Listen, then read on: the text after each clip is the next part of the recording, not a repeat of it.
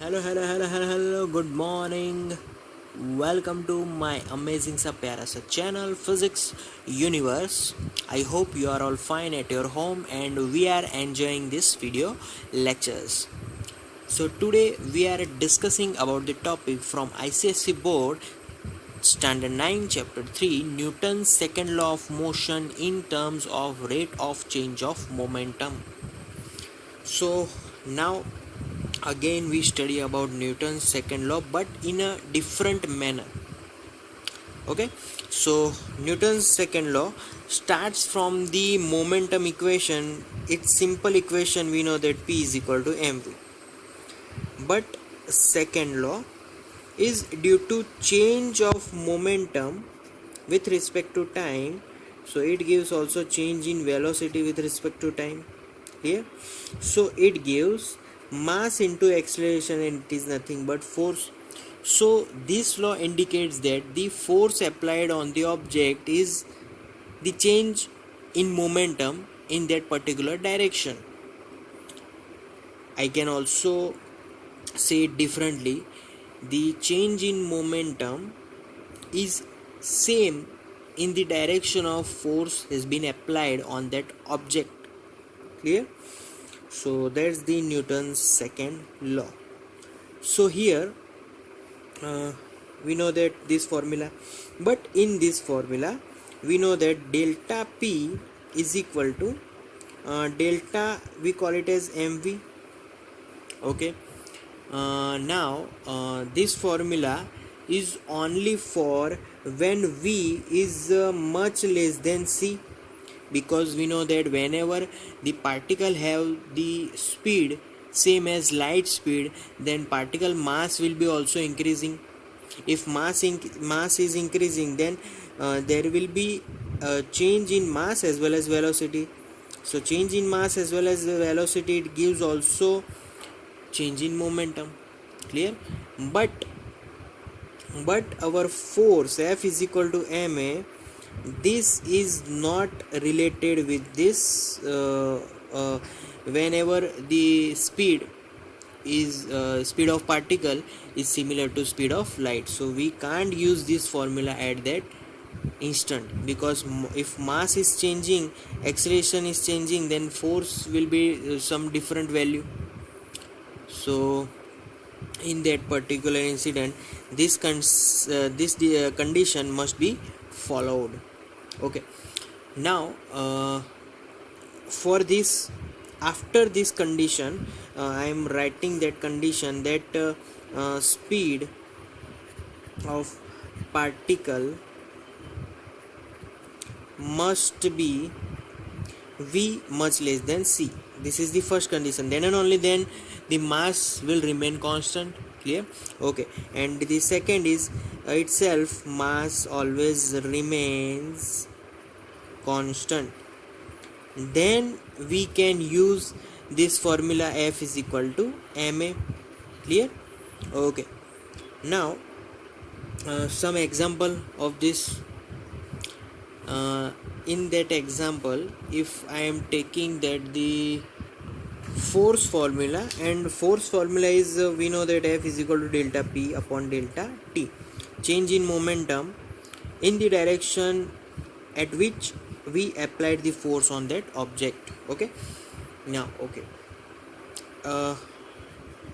this formula gives us change in momentum is equal to the multiplication of force into time. So this gives the impulse of force. Now what is impulse of force? For a short period of time, if force is being exerted on the object, then we have to find that impulse of force in from the effect of change in momentum. So if we find just delta P, then we get F dot delta T. And similar as well, if we find force into time, then we get change in momentum. Clear? So there is some example of impulse of forces. So I write here mainly 3 examples. So first example is, so that's the first example is when cricketer catches a ball, he shifts his hand backward. Why that cricketer just shifts his hand backward? Because I say that F1 is equal to mv upon t1. Clear? There is a change in velocity, so I have to write delta v. In another example, similar F2 is equal to m delta v upon t2. Now in these two formulas, what is delta v? We know that after catching the ball, the speed of the ball will be 0, but initial speed is u. So final speed minus initial speed. Why there is two negative signs? Because this speed is totally opposite to this speed. Clear? So by putting this formula, we get F1 is equal to mu upon t1. Similar, F2 is equal to mu upon t2. Okay, what is the difference between these force? Here I know that t1 is less than t2.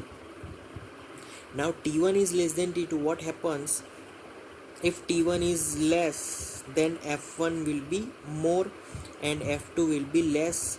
So F1 greater than F2. Why? Because T2 is here greater. If it is greater, then we get F2 lesser. Here T1 is lesser, then F1 is greater. So what happens that the time taken to shift hand is more, then we get lesser force. If lesser force, so there is no injury on our hand. But if force is more, then injury is more. So here if we just take lesser time, मतलब जल्दी से कुछ shift ही नहीं किया, थोड़ा shift किया, तो force ज़्यादा लगेगा तो इंजरी ज़्यादा होगी. इसीलिए हर वक्त जब भी कोई प्लेयर कैच करेगा तो वो क्या करता है, अपने हैंड को ज़्यादा शिफ्ट करता है. ज़्यादा शिफ्ट करेगा तो ज़्यादा टाइम मिलेगा तो फोर्स कम लगेगा तो इंजरी कम होगी. बट ऐसे ही प्लेयर अगर खड़ा रहेगा, टाइम ही नहीं देगा, तो force is very much bigger and there is a injury on our hand, on players hand. So that's the first example of impulse of force. Okay, now we are moving on to second example, and that is whenever the player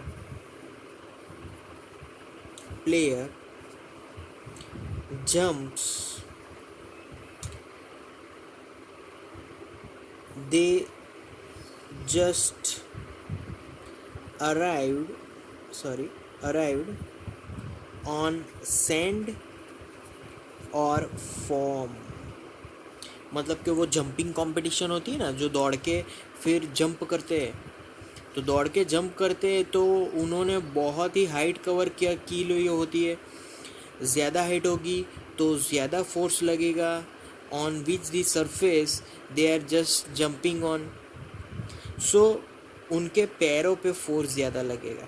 तो इस force को कम करना है, क्योंकि पैरों पे ज़्यादा force लगेगा तो इंजरी हो सकती है.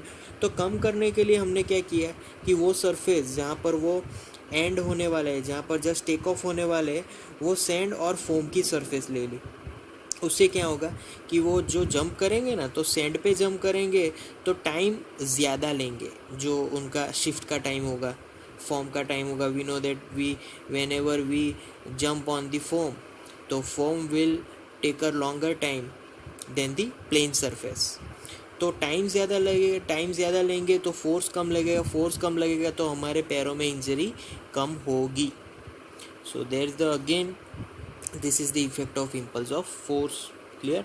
Okay, now third one, if any glass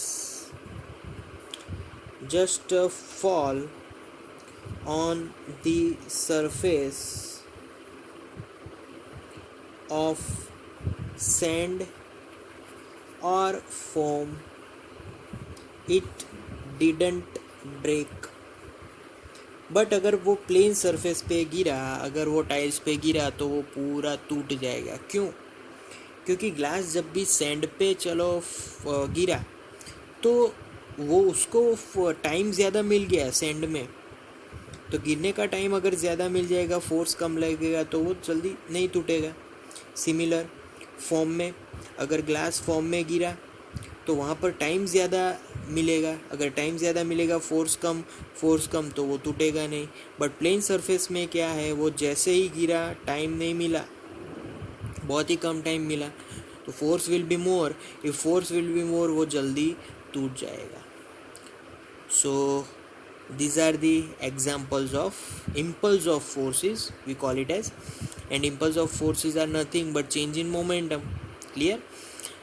Impulse of forces is change in momentum in the direction of which force has been applied. So that's the topic, guys. Thank you very much to listening my video lectures till the end. That means a lot to me. Thank you very much.